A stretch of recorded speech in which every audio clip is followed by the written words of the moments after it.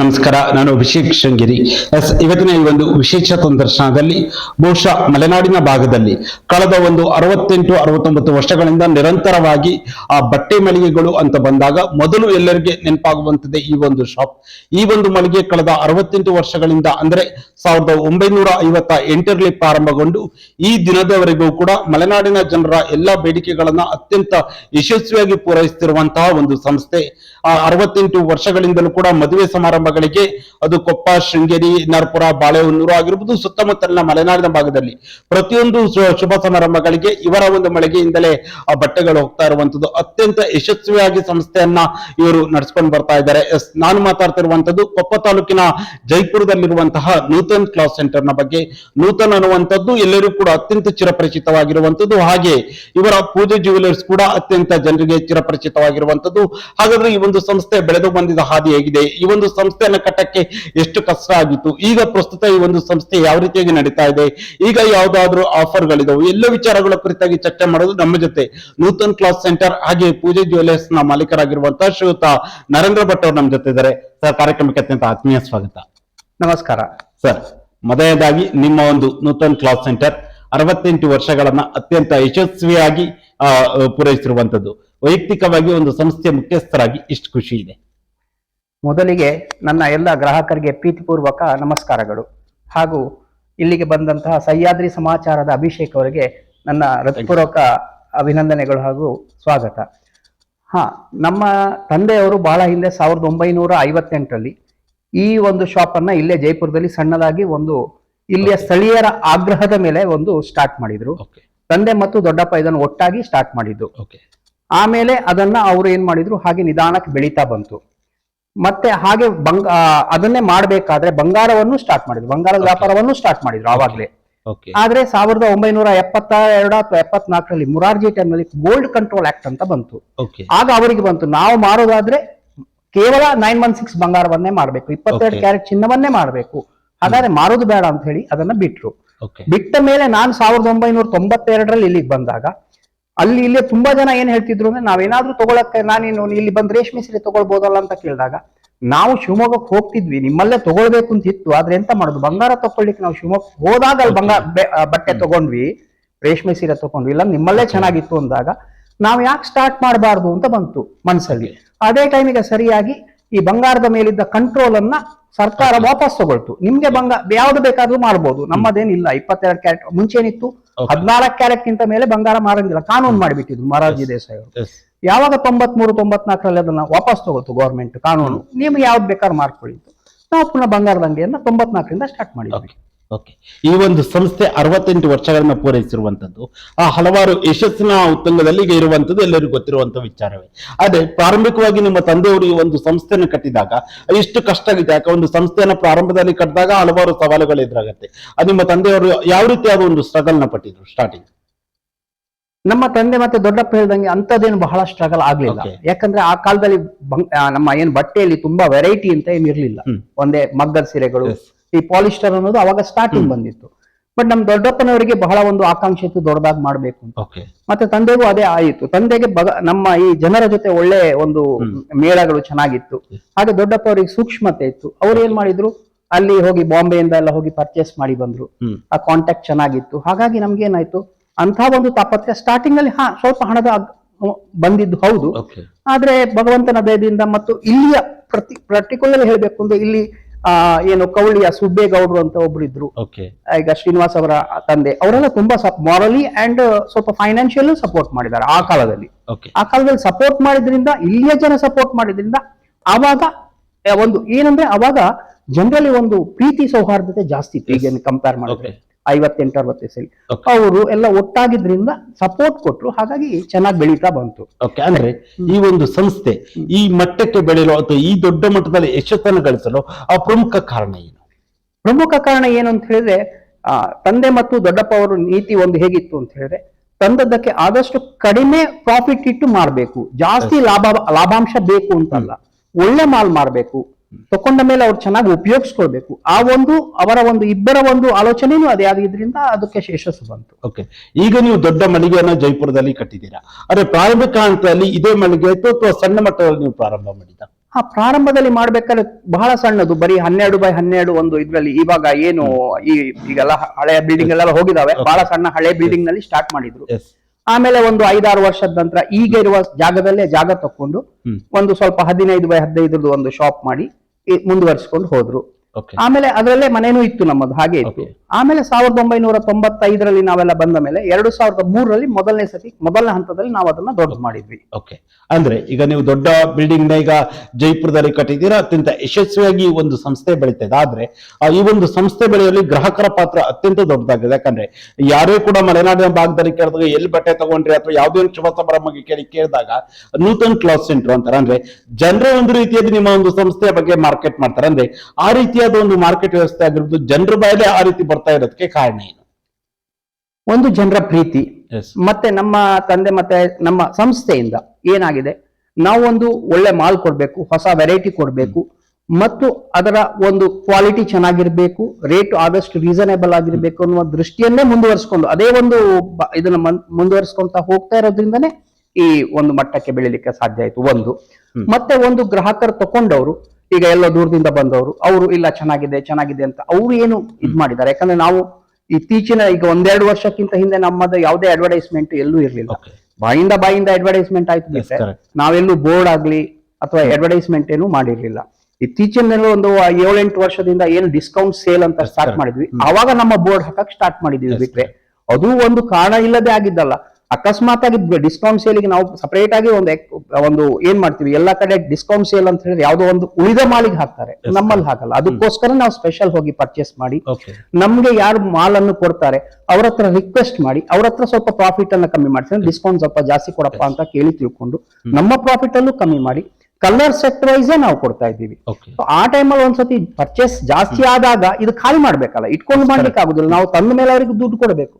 ಆ ದೃಷ್ಟಿಯಲ್ಲಿ ನಾವು ಒಂದು ಬ್ಯಾನರ್ ಹಾಕೋದನ್ನ ಸ್ಟಾರ್ಟ್ ಮಾಡಿದ್ವಿ. ಅಲ್ಲಿಂದ ನಮ್ಗೆ ಇನ್ನೂ ಒಳ್ಳೇದಾಯ್ತು. ಅದರಿಂದ ಆ ಒಂದು ತಪ್ಪು ನಮ್ಗೆ ಒಳ್ಳೇದಾಗಿ ಬಂತು. ಜನರು ಈ ಮಟ್ಟಿಗೆ ನಿಮ್ಮ ಒಂದು ಸಂಸ್ಥೆಗೆ ಬರ್ತಾರೆ ಅಥವಾ ನಿಮ್ಮ ಒಂದು ಬಟ್ಟೆ ಮಳಿಗೆಗೆ ಬರ್ತಾರೆ ಅಂದ್ರೆ ಏನೋ ಒಂದು ವಿಶೇಷತೆ ಅಲ್ಲಿದ್ರೆ ಮಾತ್ರ ಬರ್ತಾರೆ. ಯಾಕಂದ್ರೆ ಇದರಲ್ಲಿ ಸುಮ್ನೆ ಜನರು ಕೂಡ ಅಲ್ಲಿ ಬಂದು ಪರ್ಚೇಸ್ ನ ಮಾಡಲ್ಲ. ಆದ್ರೆ ನೂತನ್ ಕ್ಲಾತ್ ಸೆಂಟರ್ ನ ಒಂದು ವಿಶೇಷತೆ ಇದು. ಒಂದು ವಿಶೇಷತೆ ಅವರಿಗೆ ಏನಾಗ್ತದೆ ಅಂತ ಹೇಳಿದ್ರೆ, ಏನಾದ್ರೂ ಒಂದು ಮದ್ವೆ ಜವಳಿಗೆ ಬಂದ್ರೆ ಅವರಿಗೆ ಬೇಕಾಗುವಂತ ಎಲ್ಲಾ ವಸ್ತುಗಳು, ಬಂಗಾರದಿಂದ ಹಿಡಿದು ಒಂದು ಮದುವೆ ಜವಳಿಗೆ ಏನ್ ಬೇಕು ಎಲ್ಲಾ ವಸ್ತುಗಳು ಇಲ್ಲಿ ಸಿಕ್ಕುತ್ತೆ. ಒಂದನೇದು. ಎರಡನೇದು, ಕೆಲವು ಅಂಗಡಿಗಳಲ್ಲಿ ನಿಮ್ಗೆ ಜಾಸ್ತಿ ರೇಟಿಂದ ಇಟ್ಟರೆ ಕಡಿಮೆ ದಿಟ್ಟಿರಲ್ಲ, ಅಥವಾ ಕಡಿಮೆ ದಿಟ್ಟರೆ ಜಾಸ್ತಿ ದಿಟ್ಟಿರಲ್ಲ, ಹೀಗಿರ್ತದೆ. ನಮ್ಮಲ್ಲಿ ನಿಮ್ಗೆ 120 ರೂಪಾಯಿದು ಸೀರೆ ಸಿಕ್ಕುತ್ತೆ, 45,000ದ್ದು ಸೀರೆ ಸಿಗ್ತದೆ. ಸೊ ಅವ್ರಿಗೆ ಏನಾಗುತ್ತೆ, ವೈಡ್ ರೇಂಜ್ ಎಲ್ಲದೂ ನೋಡ್ಲಿಕ್ಕೆ ಸಿಕ್ಕುತ್ತೆ. ಕಾಸ್ಟ್ಲಿ ಯಾವ್ದಿದೆ ಅದ್ರಲ್ಲಿ ಚೀಪರ್ ಅದೇ ತರ ಇದ್ರೆ ರೆಪ್ಲಿಕಾ ಇದ್ರೆ ಅದನ್ನು ಕಾಸ್ಟ್ಲಿ ಆಗ್ಬಿಟ್ಟು ಚೀಪರ್ ತಗೊಳ್ಳೋದು, ಈ ತರ ಏನಾದ್ರು ಮಾಡಿ ತಗೊಳ್ಳಿಕ್ಕೆ ನೋಡ್ಲಿಕ್ಕೆ ವ್ಯವಸ್ಥೆ ಸಿಗ್ತದೆ ಕ್ಲೀನ್ ಆಗಿ. ಈಗ ಮದುವೆ ಜವಳಿಗೆ ಅಂತ ಬಂದಾಗ ಬೇರೆ ಬೇರೆ ಜಿಲ್ಲೆಗಳಲ್ಲಿ ಬೇರೆ ಬೇರೆ ಭಾಗದಲ್ಲೂ ಕೂಡ ಬೇರೆ ಬೇರೆ ಬಟ್ಟೆ ಅಂಗಡಿಗಳಿದಾವೆ. ಬೇರೆ ಬಟ್ಟೆ ಅಂಗಡಿಗಳಿಗಿಂತ ಈ ಒಂದು ನೂತನ್ ಕ್ಲಾತ್ ಸೆಂಟರ್ ಎಷ್ಟು ಡಿಫ್ರೆಂಟ್ ಆಗಿದೆ? ಡಿಫ್ರೆನ್ಸ್ ಅವ್ರಿಗೆ ಏನಾಗುತ್ತಂದ್ರೆ, ಒಂದು ಜನರಲಿ ನಾವು ತಿಳ್ಕೊಂಡ ಮಟ್ಟಿಗೆ ಕೆಲವರು ಏನ್ ಹೇಳ್ತಾರೆ, ನಿಮ್ಮಲ್ಲಿ ಬಂದಾಗ ನಮ್ಗೆ ಒಂದು ಇನ್ವೈಟೀಶ್ ಮತ್ತೆ ಅಥವಾ ಕಸ್ಟಮರ್ಸ್ಗೆ ನೀವು ನಿಮ್ಮ ಸ್ಟಾಫ್ ತೋರಿಸೋದು ಚೆನ್ನಾಗಿರುತ್ತೆ. ಅಂದ್ರೆ ಮೇನ್ ನಾನು ಅದಕ್ಕೆ ಸ್ಟಾಫಿಗೂ ಹೇಳ್ಬೇಕಾಗತ್ತೆ. ನಮ್ಮ ಸ್ಟಾಫ್ ಏನ್ ಮಾಡ್ತಾರೆ, ಚಂದ ಮಾಡಿ ತೋರಿಸ್ತಾರೆ. ಈಗ ನಿನ್ನೆ ಮೊನ್ನೆ ಒಂದು ಕಸ್ಟಮರ್ ಹೇಳಿದ್ರು, ಯಾರೋ ಬಂದು ಮೂಡಿಗೆರೆ ಕಸ್ಟಮರ್, ಇಲ್ಲ ಅಲ್ಲಿ ನಮ್ಮಲ್ಲಿ ಹೋದ್ರೆ ಮರ್ರೆ ಒಂದು 4 ಸೀರೆ ತೆಗೆದು ಹಾಕ್ತಾರೆ, ಸುಮ್ಮನೆ ನಿಂತು ಬಿಡ್ತಾರೆ. ನಿಮ್ಮಲ್ಲಿ ನಾವು ಫಸ್ಟ್ ತಗೊಳ್ದಿದ್ರು ಚಂದ ಮಾಡಿ ತೋರಿಸಿದ್ರಿ ಅಂತ ನಂಗೊಬ್ರು ಬಂದು ಸ್ಟಾಫ್ ಹೇಳ್ತಾ ಇದ್ದದ್ದು, ಸ್ಟಾಫಿಗೆ ಅವರು ಕಸ್ಟಮರ್ ಹೇಳ್ತಿರೋದು ನಾನು ಆ ಪಕ್ಕದಲ್ಲಿ ನಿಂತು ಆ ಹಿಂಬದಿದ್ದು ನೋಡ್ತಾ ಕೇಳ್ತಾ ಇದ್ದೆ. ಹಾಗೆ ಇದು ಒಂದು ಪ್ಲಸ್ ಪಾಯಿಂಟ್. ಹಾಗಾಗಿ ಪ್ರತಿಯೊಂದನ್ನು ಹೇಗಂತ ಹೇಳಿದ್ರೆ ಸಂಘಟಿತವಾಗಿದ್ರೆ ಮಾತ್ರ ಚೆನ್ನಾಗಿ ನಡೆಯುವಂಥದ್ದು. ಬರೀ ನಾವು ಚಂದ ಮಾಡಿ ಪರ್ಚೇಸ್ ಮಾಡಿದಾಗಲ್ಲ, ನಮ್ಮ ಸ್ಟಾಫ್ ಅದನ್ನ ನಮ್ಮ ಅಂಗಡಿ ಅಂತ ತಿಳ್ಕೊಂಡಿರೋದ್ರಿಂದ ಅವ್ರು ತೋರಿಸ್ತಾ ಇರೋದ್ರಿಂದ ಆಗುವಂತದ್ದು. ಓಕೆ, ಯಾಕಂದ್ರೆ ನಾವು ಬಟ್ಟೆ ಅಂಗಡಿ ಅಂತ ಬಂದಾಗ ಅಲ್ಲಿ ಕಸ್ಟಮರ್ಸ್ ಬಂದ ಸಂದರ್ಭದಲ್ಲಿ ನಿಮ್ಮ ಏನು ಕೆಲಸದವರು ಏನಿರ್ತಾರೋ ಅವರು ಕೂಡ ಅಲ್ಲಿ ಒಳ್ಳೆ ರೀತಿಯ ರೆಸ್ಪಾನ್ಸ್ ಅನ್ನ ಮಾಡ್ಬೇಕಾಗತ್ತೆ. ಅವರ ಅಭಿರುಚಿಗೆ ತಕ್ಕ ಹಾಗೆ ಬಟ್ಟೆಗಳನ್ನ ತೆಗೆದು ಹಾಕ್ಬೇಕಾಗತ್ತೆ. ನಾವು ಎಷ್ಟೋ ಬಟ್ಟೆ ಅಂಗಡಿಗಳಿಗೆ ಹೋದ ಸಂದರ್ಭದಲ್ಲಿ ಒಂದು 3-4 ತೆಗೆದು ಇದ್ರಲ್ಲೇ ಅದು ತಗೊಳ್ಳಿ ಅನ್ನೋ ಕನ್ವಿನ್ಸ್ ಮಾಡ್ತಾರೆ. ಆದ್ರೆ ನಿಮ್ಮ ಇದಕ್ಕೆ ಬಂದಾಗ ಯಾವ ರೀತಿಯಾಗಿ ನಿಮ್ಮ ಒಂದು ಇರುವಂತಹ ಎಂಪ್ಲಾಯೀಸ್ಗಳು ಕಸ್ಟಮರ್ಸ್ ನ ಕನ್ವಿನ್ಸ್ ಮಾಡೋ ಕೆಲಸವನ್ನ ಮಾಡ್ತಾರೆ? ಅವ್ರಿಗೆ ಏನಾಗತ್ತಂದ್ರೆ, ನಾವೇನಾದ್ರೂ ಆ ತರ ಮಿಸ್ಟೇಕ್ ಆದಾಗ, ನೋಡಿ ಅಕ್ಕ ನೀವೀಗ ಯಾವ್ದಾದ್ರು ಒಂದು ಅಂಗಡಿಗೆ ಹೋಗಿದ್ದೀರಾ, ನೀವು ಬಳೆ ಅಂಗಡಿಗೆ ಹೋಗಿದ್ದೀರಾ, ಅವ್ರವರೇ ಮಾತಾಡ್ಕೊಂಡಿದ್ದನ್ನು ನಾನು ನೋಡಿದ್ದೇನೆ. ಆ ಬಳೆ ಅಂಗಡಿಗೆ ಹೋಗಿದ್ದೆ, ಅಲ್ಲಿ 2 ತೋರಿಸಿದ್ರು, ಆವಾಗ ನಂಗೆ ಸಿಟ್ಟಾಯ್ತು, ಅದಕ್ಕೆ ನಾನು ಹೋಗ್ಲಿಲ್ಲ. ಅದೇ ತರ ನಿನ್ನ ಅಂಗಡಿಗೆ ಈಗ ನಿನ್ನ ಅಂಗಡಿಗೆ ಹೋಗೋ ತೋರ್ಸೋಳಾದಾಗ ನೀವೇ ಮಾತಾಡಿದ್ದನ್ನ ಅವರೇ ಮಾತಾಡಿದ್ದನ್ನ ಅವರಿಗೆ ಅನುಭವ ಬಂದದ್ದನ್ನ ಅವರಿಗೆ ಹೇಳಿಕೊಡ್ತೇನೆ ನಾನು. ಹಾಗಾದ್ರೆ ನೀನ್ ಅಲ್ಲಿ ಹೋದಾಗ ಹೋಗಲ್ಲ ಅಂದ್ರೆ ಈಗ ನಿನ್ಗೆ ಈಗ ಇಲ್ಲಿ ಊಟಕ್ಕೆ ಸಿಕ್ಕೋದು ಹೇಗೆ, ಆ ಕಸ್ಟಮರ್ ಬಂದಿಂದ ನಿಂಗೆ ಊಟಕ್ಕೆ ಸಿಗ್ತಾ ಇದೆ. ಸೊ ನೀನು ಊಟಕ್ಕೆ ಅಪಚಾರ ಮಾಡ್ಬಾರ್ದು. ನೀನೇನ್ ಮಾಡ್ಬೇಕು, ಚಂದ ಮಾಡಿ ತೋರಿಸ್ಬೇಕು. ಎಷ್ಟಾಗುತ್ತೋ ತೋರಿಸು. ಎಲ್ಲ ಅವ್ರು ಹೇಳಿದ್ದನ್ನೇ ಏನು ಗ್ಯಾಬ್ ಮಾಡಕ್ಕೆ ಭಗವಂತ ಅಷ್ಟು ನಮಗೆ ಮನ್ಸ್ ಕೊಡ್ಲಿಲ್ಲ. ಆದ್ರೆ ಆದಷ್ಟು ಮಾತಾಡ್ಸು. ಅವ್ರು ಏನಾರು ಕೇಳ್ತಾರ ನೋಡು, ಬೇರೆ ಐಟಮ್ ಏನಾರು ಕೊಡ್ಲಿಕ್ಕೆ ಆಗ್ತದ ಟ್ರೈ ಮಾಡು ಹೇಳ್ತೇವೆ. ನಾವು ಅದೇ ಟ್ರೈ ಮಾಡ್ತೀವಿ. ನಾವು ಮ್ಯಾಕ್ಸಿಮಮ್ ಎಫರ್ಟ್ ಹಾಕ್ತೇವೆ ಸೊ ದಟ್ ಅವ್ರಿಗೆ ಏನಾರು ಬಂದು ಖುಷಿ ಆಗ್ಲಿ. ನಾನು ಸ್ವತಃ ನಿಂತು ತೋರ್ಸಕ್ ಇಷ್ಟಪಡ್ತೇನೆ. ಸೊ ನಮ್ಗೂ ಒಂದು ಐಡಿಯಾ ಸಿಕ್ಕುತ್ತೆ.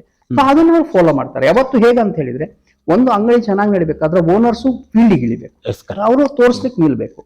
ಅವಾಗ ಏನಾಗುತ್ತೆ, ಅವರು ಅದನ್ನ ಅಬ್ಸರ್ವ್ ಮಾಡಿ ಮುಂದೆ ಹೋಗ್ತಾರೆ. ಓಕೆ, ಈಗ ನೀವೀಗ ಒಂದು ಸಂಸ್ಥೆ ಅಂತ ಬಂದಾಗ ಬೇರೆ ಬೇರೆ ರೀತಿಯ ಕಂಪನಿಯ ಬಟ್ಟೆಗಳಾಗಿರ್ಬೋದು, ಬೇರೆ ಬೇರೆ ಸೀರೆಗಳು ಕೂಡ ಬೇರೆ ಬೇರೆ ವೆರೈಟಿಗಳಿರ್ತವೆ. ಹಾಗೆ ಆ ನೂತನ್ ಕ್ಲಾತ್ ಸೆಂಟರ್ ನಲ್ಲಿ ಪ್ರೆಸೆಂಟ್ ಯಾವೆಲ್ಲ ಟೈಪ್ನ ಸೀರೆಗಳಾಗಿರ್ಬೋದು, ಯಾವೆಲ್ಲ ರೀತಿಯ ಬ್ರ್ಯಾಂಡ್ಗಳು ಲಭ್ಯ ಇದೆ?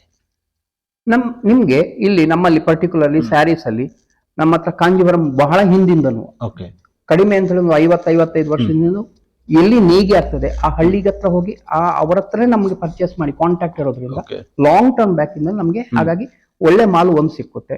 ಎರಡನೇದೊಂದು ಏನಾಗ್ತದಂದ್ರೆ, ಒಂದು ಪರ್ಟಿಕ್ಯುಲರ್ಲಿ ನಮ್ಮಲ್ಲಿ ಒಂದು ಸೂರತ್ ಸ್ಯಾರಿಗಳು ಸೂರತ್ ಹೋಗಿ ಪರ್ಚೇಸ್ ಆಗುತ್ತೆ, ಬಾಂಬೆಯಿಂದ ಪರ್ಚೇಸ್ ಆಗುತ್ತೆ, ಬ್ಯಾಂಗ್ಳೂರಲ್ಲಿ ತಯಾರಾಗುತ್ತೆ. ಮತ್ತೆ ಎಷ್ಟೋ ಜನ ಕಾಂಜೀವರಂ ಅಂತ ತಿಳ್ಕೊಂಡ್ರೆ ಕಾಂಚೀಪುರಂ ಅಂತ ಒಂದು ಊರಿದೆ, ಅಲ್ಲೇ ತಯಾರಾಗ್ತದೆ ಅಂತ ತಿಳ್ಕೊತಾರೆ. ಅಲ್ಲಿ ಆಗೋದಿಲ್ಲ. ಎಷ್ಟೋ ಸೀರೆಗಳು ನಮ್ಮ ಕರ್ನಾಟಕದ ಬಾರ್ಡರ್ ನಲ್ಲೂ ಎಷ್ಟೋ ರೇಷ್ಮೆ ಸೀರೆಗಳು ತಯಾರಾಗ್ತದೆ. ಇದು ಅಲ್ಲಿಗೆ ಹೋಗಿ ಸೇಲ್ ಆಗ್ತದೆ. ಇವ್ರೇನ್ ತಿಳ್ಕೊತಾರೆ ಅಲ್ಲೇ ಆಗ್ತದೆ ಅಂತ. ಅಲ್ಲಿ ಆಗುದಲ್ಲ. ನಿಮ್ಗೆ ಕರೆಕ್ಟ್ ಆಗಿ ಹೇಳ್ಬೇಕು ಅಂದ್ರೆ ಕಾಂಚೀಪುರಂ ಊರಿಂದ ರೇಡಿಯಸ್ ಡಯಾಮೀಟರ್ ಕಡಿಮೆ ಅಂದ್ರೆ 100-120 diameter, radius diameter, road diameter ಅಲ್ಲ, ರೇಡಿಯಸ್ ಡಯಾಮೀಟರ್ ಅಲ್ಲಿ ಎಷ್ಟೋ ಕಡೆ ರೇಷ್ಮೆ ಸೀರೆಗಳು ತಯಾರಾಗ್ತದೆ. ಆ ಸೀರೆಗಳು ಆ ಹಳ್ಳಿಗೆ ಹೋಗಿ ನಾವು ಪರ್ಚೇಸ್ ಮಾಡಿದಾಗ ನಿಮ್ಗೆ ಕಡಿಮೆ ಕೊಡ್ಲಿಕ್ಕೆ ಆಗುವಂತದ್ದು ವಿನ ಯಾವುದೋ ಒಂದು ಅಲ್ಲಿಗೆ ಹೋಗಿತ್ತು. ಈಗ ಏನಂತ ಹೇಳಿದ್ರೆ, ಒಂದು ಕಾಲದಲ್ಲಿ ಒಂದು 50 ವರ್ಷ 30-40 ವರ್ಷದಿಂದ ಅಡಿಕೆ ಮಂಡಿ ಅಂತ ಕೂಡ ಶಿವಮೊಗ್ಗ ಅಂತ ಹೇಳ್ತಿದ್ರು. ಹೋಗ್ತಾ ಇದ್ದದ್ದು ನಮ್ಮ ಇಲ್ಲಿ ಮೇಗೂರು ಶೃಂಗೇರಿಯಿಂದ. ಅಡಿಕೆ ಅಲ್ಲಿ ಏನಾಗ್ತಿರ್ಲಿಲ್ಲ, ಈಗ ಆಗ್ತಾ ಇದೆ, ಅದು ಬೇರೆ ಪ್ರಶ್ನೆ. ಹಾಗೆ ಏನ್ ಅವ್ರಿಗೇನು ನಾರ್ತ್ ಇಂಡಿಯಾದಲ್ಲಿ ಗುಡ್ಕಾ ಕಂಪನಿ ಅವರಿಗೆ ಅಡಿಕೆ ಅಂತ ಹೇಳಿದ್ರೆ ಶಿವಮೊಗ್ಗ ಅಂತ. ಶಿವಮೊಗ್ಗದಲ್ಲಿ ಅವಾಗ ಒಂದು ಆಗ್ತಿರ್ಲಿಲ್ಲ 40 ವರ್ಷದಿಂದ. ಅಡಿಕೆ ಅನ್ನೋದು ಏನಂತ ಗೊತ್ತಿರ್ಲಿಲ್ಲ. ಹಾಗೆ ಕಾಂಚೀಪುರಂ ಜಾರಿಗಳು ಅಲ್ಲೇ. ಹಾಗೆ ನಾವು ಡೆಲ್ಲಿ ಹೋಗ್ತೇವೆ, ಬನಾರಸ್ ಹೋಗ್ತೇವೆ, ಕಲ್ಕತ್ತಾ ಹೋಗ್ತೇವೆ.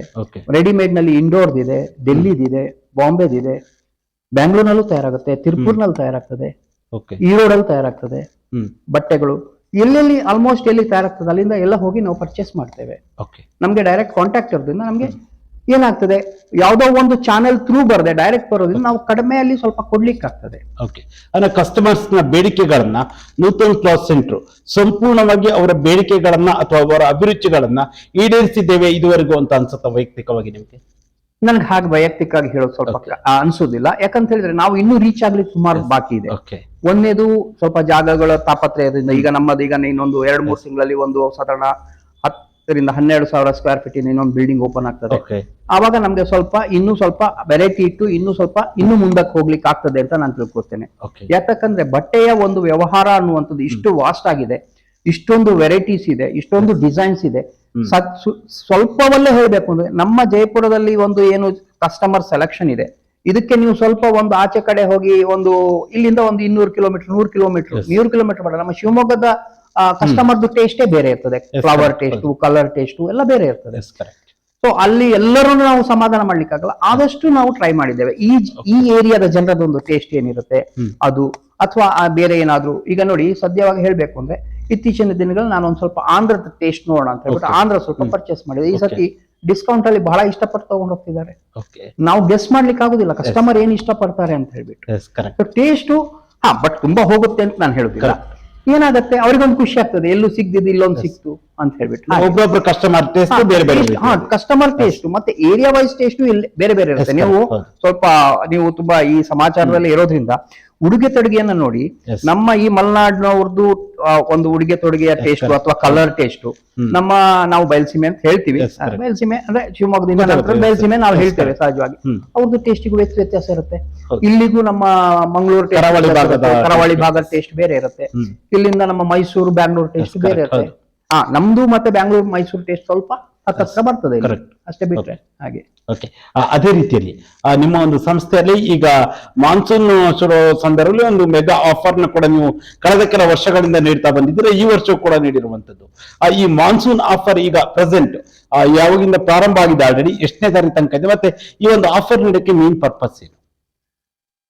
ನಾವು ಜನರಲಿ ಈ ಪ್ರತಿ ವರ್ಷ ಜುಲೈ ತಿಂಗಳಲ್ಲಿ ಮಾತ್ರ ಈ ಆಫರ್ ಅನ್ನು ಕೊಡ್ತೇವೆ. ಇದು ನಮ್ಮ ಒಂದು ಗ್ರಾಹಕರಿಗೆ ಹ್ಮ್. ಸ್ಪೆಷಲ್ ಆಫರ್ ಅಂತಲೇ ನಾನು ಹೇಳ್ತೇನೆ. Okay. ಯಾವುದೇ ನಿಮ್ಗೆ ಉಳಿದಿದ್ದು ಐಟಮ್ ಸಿಕ್ಕುದಿಲ್ಲ, ಉಳಿದದ್ದು ಯಾವ್ದೋ ಅಂಗಡಿಯಲ್ಲಿ ಉಳಿದಿದ್ದು ಎಲ್ಲೋ ಒಂದು ಉಳಿದಿದ್ದ ಐಟಮ್ ಸಿಕ್ಕುದಿಲ್ಲ.